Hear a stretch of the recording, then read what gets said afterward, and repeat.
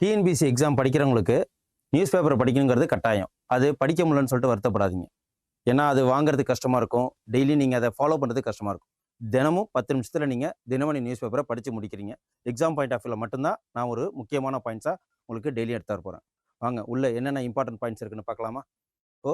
இன்னைக்கு நம்ம பார்க்க போகிறது என்ன நாள் அப்படின்னு சொல்லிட்டு பார்த்துருவோம். 6 பிப்ரவரி 2026 தினமணி நியூஸ் பேப்பரில் இம்பார்ட்டன்ட் நியூஸ் மட்டும்தான். அது கான்ஸ்டியூஷன் பேஸ்ட் இருக்கும், எக்கனாமிக் பேஸ்டாக இருக்கும், ஸ்கீம்ஸ் இருக்கும், ஸ்போர்ட்ஸ் நியூஸ் இருக்கும். அதை மட்டுமே பார்ப்போம். இதில் அவார்ட்ஸ் யாராவது வாங்கினாங்க அப்படின்னா அதுவும் பார்ப்போம். இந்த பாயிண்ட்ஸை நீங்கள் எழுதி வச்சுக்கோங்க. ஓகே, ஃபர்ஸ்ட் நமக்கு எக்ஸாம் பாயிண்ட் ஆஃப் வியூவில் வர்றது இந்த கொஷின். அகில இந்திய தடகளத்தில் தங்கம் வென்றிருக்கிறாங்க. யார் வென்றிருக்கிறாங்க அப்படின்னு கேட்கும்போது 100 மீட்டர், அதாவது ஓட்டத்தில் தடைகள் தாண்டும் ஓட்டத்தில் 100 மீட்டர் தூரத்தை 13.4 வினாடி 13.14 வினாடி கடந்து யார் சாதனை பண்ணியிருக்காங்கன்னா, முதலிடம் பிடித்து தங்கம் அக்ஷிதா அவர்களுக்கு கிடைச்சிருக்கு. யார் அக்ஷிதானா இவங்க தான். ஸோ இது மட்டும்தான் நமக்கு தேவை. எக்ஸாம் பாயிண்ட் ஆஃப் வியூவில் இது மட்டும் தான் தேவை. நெக்ஸ்ட் என்னென்ன இம்பார்ட்டன்ட் நியூஸ் இருக்கு அப்படின்னு சொல்லிட்டு பார்ப்போம். அடுத்தது இந்த நியூஸ் பேப்பர், இந்த நியூஸ் ரொம்ப ரொம்ப முக்கியம். என்ன அப்படின்னா, இப்போ வரப்போகிற எலெக்ஷன் முடிஞ்சு அடுத்து இதே கவர்மெண்ட் வந்தாலோ இல்லை வேற கவர்மெண்ட் வந்தால் இந்த இது இருக்காது. ஸோ ஆனாலும் இதில் கொஷின்ஸ் கேட்கலாம். ஏன்னா என் கனவு என் எதிர்காலம், இது இளைஞர்கள் சம்மந்தப்பட்டது. என் கனவு என் எதிர்காலம்னு சொல்லிட்டு ஒவ்வொரு இளைஞர்களும் என்னென்ன ஆசைகள் இருக்கோ அதை பதிவு பண்ண சொல்கிறாங்க. எந்த இதில் அப்படின்னா 18 வயசு முதலேருந்து 29 வயசு உள்ளவங்க இந்த AVU என் கனவு tamilnadu.gov.in அதில் ரிஜிஸ்டர் பண்ண சொல்கிறாங்க. ஏன்னா ஃபியூச்சரில் என்னென்னலாம் இளைஞர்களுக்கு வேணும் அதை வச்சு, அந்த டேட்டா வச்சு, இப்போ தான் டேட்டா தானே எல்லாமே, அந்த டேட்டா வச்சு ஃபியூச்சரில் என்னென்ன திட்டம் ஆரம்பிக்கலாம் அப்படின்னு சொல்லிட்டு எடுக்கிற முடிவு தான் இந்த முடிவு. என் கனவு என் எதிர்காலம். அதுக்கப்புறம் இது மிக மிக ரொம்ப முக்கியம். இது எக்ஸாம் பாயிண்ட் என்ன முக்கியம் அப்படின்னு பார்த்தீங்கன்னா, இது அவார்ட் தராங்க. பூம்புகார் விருது. இது ஆர்ட் அண்ட் கல்ச்சர்னு சொல்லிட்டு நமக்கு சிலபஸ்லேயே இருக்குது. கைவினை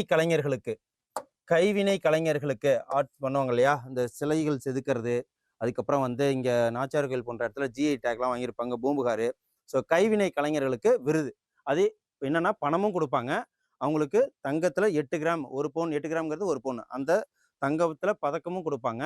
அதே டயத்தில் சான்றிதழும் கொடுப்பாங்க.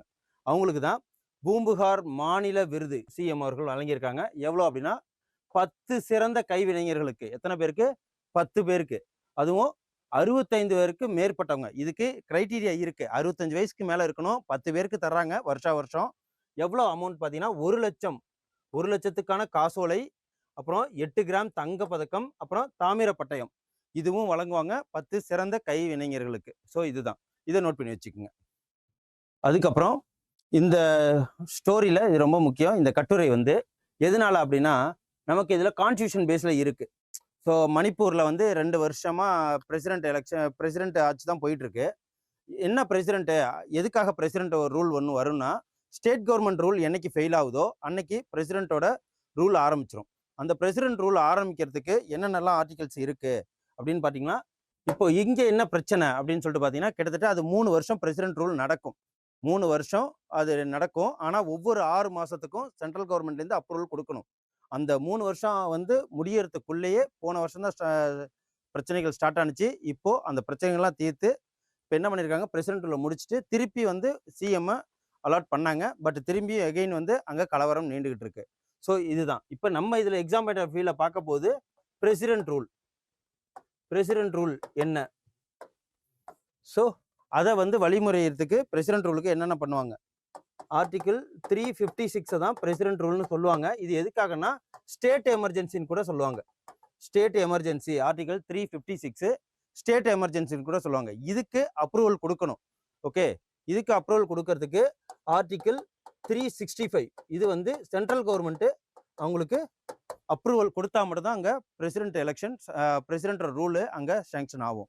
அதோடு இல்லாமல் இங்கே என்ன பிரச்சனை மணிப்பூரில் அப்படின்னு பார்த்தீங்கன்னா, 2 குழுக்களுக்கு பிரச்சனை. யாருன்னா குஹிங்கிற குழுவுக்கும் அதுக்கப்புறம் மைத்தேயி சமூகத்தை சேர்ந்த 2 பேர்களுக்குமே இங்கே பிரச்சனை நடக்குது.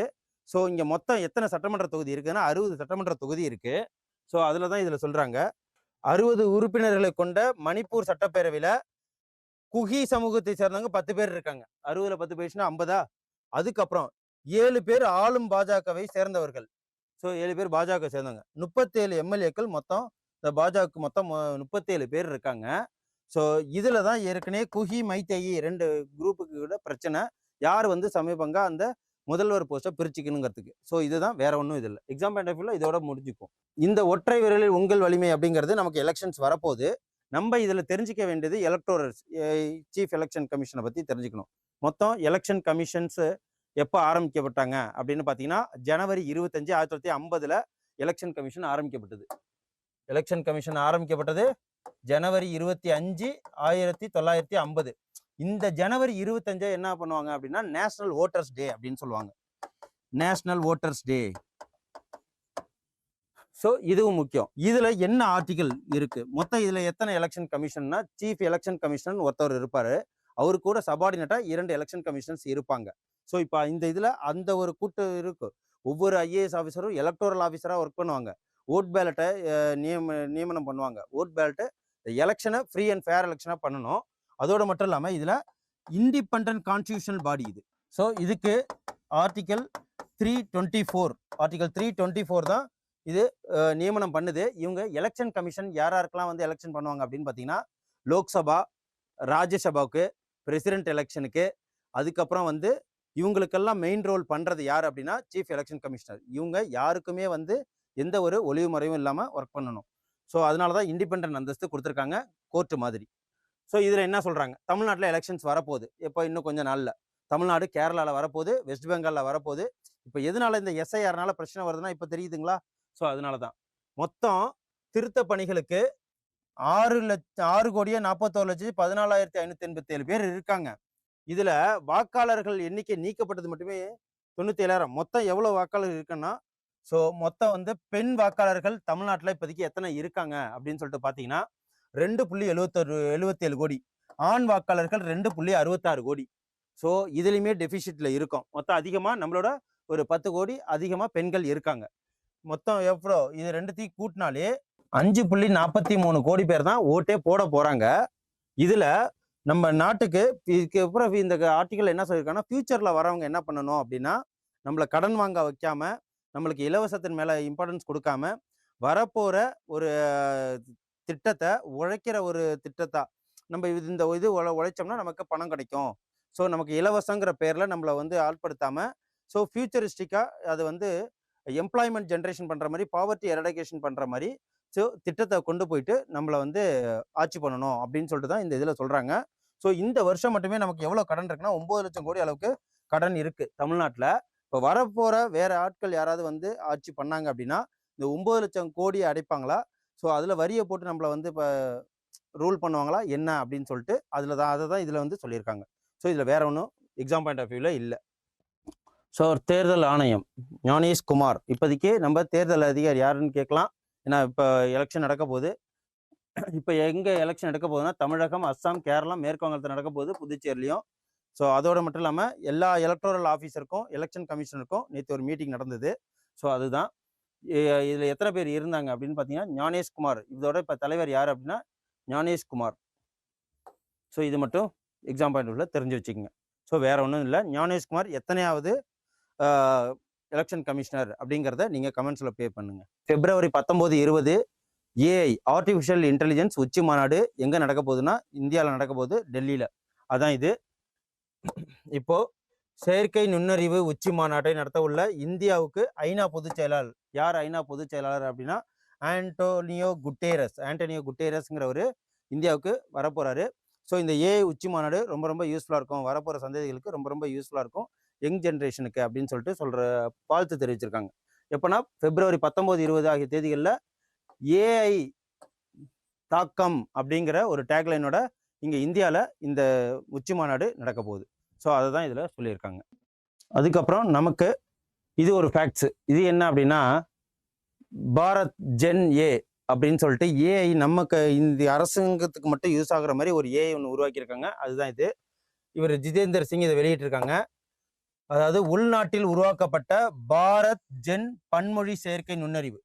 ஸோ பாரத் ஜென் இப்போ இதை தான் யூஸ் பண்ணுவாங்க எங்கே அப்படின்னா லோக்சபா, ராஜ்யசபாவில் எதனாலனா அங்கே பல மொழிகள் சேர்ந்தவங்க தான் அங்கே சேருவாங்க.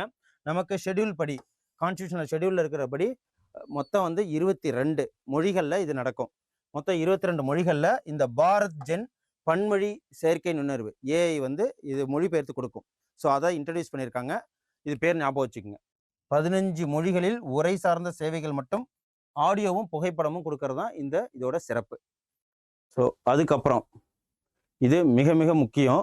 இது என்ன அப்படின்னா, இது வரைக்கும் இந்தியாவில் இதான் முதல் தடவை ஒரு டீச்சர்ஸ் $10 லட்சம் நினைக்கிறேன். ஓகேவா? $10 லட்சம் அப்படின்னு பார்த்தீங்கன்னா, ஸோ $1ங்கிறது 95 ரூபா. $10 லட்சம் பாருங்க. கிட்டத்தட்ட அவங்க அந்த அளவுக்கு 9 கோடி ரூபா கிட்டத்தட்ட அவங்க ப்ரைஸ் வின் பண்ணியிருக்காங்க. யாருன்னா ஒரு இந்தியாவை சேர்ந்தவங்க.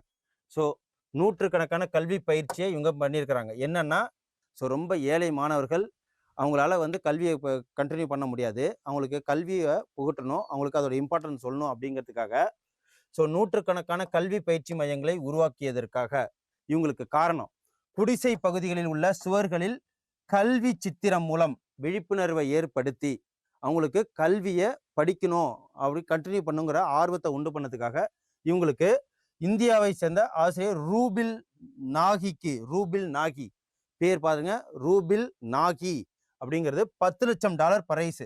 உலக ஆசிரியர் பரிசு தொகை அளிக்கப்பட்டிருக்கு. யாருக்கு? இந்தியாவை சேர்ந்தவங்க. இது வரைக்கும் யார் யார் வாங்கியிருக்காங்க அப்படின்னு சொல்லிட்டு பார்த்தீங்கன்னா, இந்த விருதை பெறுறவங்க 10வது ஆசிரியர் இவங்க. இதுக்கு முன்னாடி யார் யார் வாங்கியிருக்காங்க? இவங்க 10வது ஆசிரியர் வாங்கியிருக்காங்க. இதுக்கு முன்னாடி கென்யாவை சேர்ந்தவங்க, பாலஸ்தீனம், கனடா, சவுதி அரேபியா உள்ளிட்ட நாடுகளை சேர்ந்த ஆசிரியர்கள் இது வரைக்கும் பெற்றிருக்கிறாங்க. அந்த இதெல்லாம் இது இல்லை. இப்போ இந்தியாவை சேர்ந்தவங்க 10வது தடவை இந்த 10வது ஆசிரியை இப்போதான் ஃபர்ஸ்ட் டைம் வாங்குறாங்க. ஒரு ஆசிரியை இந்த சேவைக்காக 9 கோடி ரூபா ப்ரைஸ் வாங்குறாங்க. ஸோ இந்தியா முழுவதும் 800க்கும் மேற்பட்ட பயிற்சி கல்வி மையங்களை ஓப்பன் பண்ணியிருக்காங்க. ஸோ இவங்க பேர் என்ன? ரூபில் நாகி அப்படிங்கிறத ஞாபகம் வச்சுக்கோங்க. அதுக்கப்புறம் திரும்பி ஆர்ட் அண்ட் கல்ச்சர், இது ரொம்ப முக்கியம். என்னன்னா, இலங்கைக்கும் நமக்கும் ஆர்ட் அண்ட் கல்ச்சர் மூலயமா நிறைய வந்து நட்புறவு இருக்கு அப்படிங்கிறத மெயின் காட்டும் விதமாக இந்தியாவும் இலங்கையும் நாகரிக ஆன்மீக பிணைப்பு இருக்குங்கிறது காமிக்கிறது புத்தர் தான். அந்த புத்தர் குஜராத் மாநிலத்தில் ஆரவல்லி மாவட்டத்தில் உள்ள பௌத்த தொல்லியல் களமான தேவ்னி மோரி. ஸோ இந்த பேர் ஞாபகம் வச்சுங்க. தேவ்னி மோரிங்கிறது எங்கே இருக்கு அப்படின்னு சொல்லிட்டு கூட கேட்கலாம். இந்த தேவ்னி மோரிங்கிறது குஜராத்தில் ஆரவல்லி மலைத்தொடரில் இருக்கு. அங்கே கண்டெடுக்கப்பட்ட புத்தரின் புனித சின்னங்கள் இலங்கைக்கு பார்வைக்காக அனுப்பப்பட்டிருக்கு. எந்த இடத்துக்கு அப்படின்னு பார்த்தீங்கன்னா, ஆச்சாரியா தேவி பிப்ரவரி 14 வரை இந்த கண்காட்சி அங்கே நடைபெறுது. ஓகே, இது எங்கன்னா கொழும்பு கங்காராமையா பௌத்த கோவில். ஸோ அதையும் நோட் பண்ணிக்கங்க. இது பௌத்த தொல்லியல் களமான தேவ்னி மோரி கண்டெடுக்கப்பட்டிருக்கு. அதுக்கப்புறம் சென்ட்ரல் கவர்மெண்ட்டை இதை வெளியிட்டிருக்காங்க. பாரத் டாக்ஸி ஆப்பு எப்படி வந்து ஓலா ஊபர் மாதிரி பாரத் டாக்ஸி ஆப்பு இது எங்கே வந்து இன்ட்ரடியூஸ் பண்ணியிருக்காங்க? மொத்தம் ஓட்டுநர்களை 3 லட்சம் ஓட்டுநர்கள் இணைஞ்சிருக்காங்க. இதில் ஓட்டுநர்களை என்னன்னு சொல்லுவாங்கன்னா சாரதின்னு சொல்லுவாங்க. அதையும் நோட் பண்ணிக்கங்க. ஸோ பாரத் டாக்ஸி செயலியை மத்திய உள்துறை மற்றும் கூட்டுறவுத்துறை அமைச்சர் அமித்ஷா அவர்கள் வெளியிட்டிருக்காங்க. ஸோ புதுதில்லியில். இதோட மட்டும் குஜராத் மாநிலத்தில் முதல் கட்டமாக இந்த செயலி எங்கன்னா தேசிய பிராந்தியம் குஜராத் மாநிலத்தில் டாக்ஸி ஆட்டோ பைக் சேவை அளிக்கப்படும். ஸோ 3 ஆண்டுக்குள் நாடு முழுவதும் இதை வந்து பரவலாக எல்லாத்தையும் கொடுத்துருன்னு சொல்லுவாங்க. இப்போ சோதனை ஓட்டமாக குஜராத்லையும் நியூ டெல்லிலையும் ஆரம்பிச்சிருக்காங்க. ஸோ இந்த பாரத் செயலியை பார்த்துக்குங்க. அதுக்கப்புறம் sports news women's premier league இந்த ஆண்டு யார் ஜெயிச்சிருக்காங்க அப்படின்னு பார்த்தீங்கன்னா, 2வது முறையாக பெங்களூர் அணியை சேர்ந்த மகளிர் பிரீமியம் லீக்ல பெங்களூர் அணி தான் ஜெயிச்சிருக்காங்க. ஸோ இதுதான் சாம்பியன் பெங்களூர் அணியினர். ஸோ இப்போ இதுக்கு அணு ஆயுத ஒப்பந்தம் இருக்கு ரஷ்யாவுக்கும் அமெரிக்காவுக்கும். அந்த கொஸ்டின்ல நமக்கு என்ன கேட்கலாம்னா, ரெண்டுத்துக்கு உண்டான அந்த அணு ஆயுத ஒப்பந்தத்தோட பேர் என்ன அப்படின்னு கேட்கலாம். அணு ஆயுத கோட்பாடோட ஸ்டார், ஓகே, நியூ ஸ்டார்ட் அப்படிங்கிறது தான் இதோட பேரு. இதை ஞாபகம் வச்சுக்கோங்க, நியூ ஸ்டார்ட். ஸோ இது நம்ம கொஸ்டின்ஸ்ல கேட்கலாம். அமெரிக்காவுக்கும் ரஷ்யாவுக்கு உண்டான அணு ஆயுத ஒப்பந்தம் தான் இது எண்டில் முடிஞ்சு போச்சு இப்போ. ஸோ இப்போ இது திரும்பி அவங்க ரினியூவல் பண்ணல. இருந்தாலும் என்ன சொல்லியிருக்காங்கன்னா, நாங்கள் அதை வரம்பு மீறி யூஸ் பண்ண மாட்டோம் அப்படின்னு சொல்லிட்டு சொல்லியிருக்காங்க. ஸோ என்விரான்மெண்டல் படி ஒரு நியூஸ் பார்க்கணும்னா இது என்னதான் ஜிஓபிபின்னு சொல்லுவாங்க.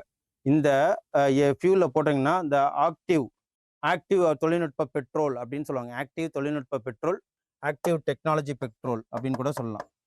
Active technology petrol. ஸோ இது என்விரான்மெண்டல் சம்மந்தமாக யூஸு. ஸோ இதனால் வந்து இன்ஜினின் முக்கிய பாகங்கள் அழுக்கு சேராது, கசடுகள், இன்ஜின் நீண்ட காலமாக சிறப்பாக இருக்கும். இதனால நமக்கு வளிமண்டலத்தில் புகைகள் அதிகமாக சேராது அப்படிங்கிறதுக்காக இது சொல்ல வர்றேன். ஆக்டிவ் தொழில்நுட்ப பயோ பெட்ரோல். இந்த 10 நிமிஷத்தில் உங்களுக்கு தேவையான நான் பாயிண்ட்ஸ் சொல்லிட்டேன்னு நம்புகிறேன்.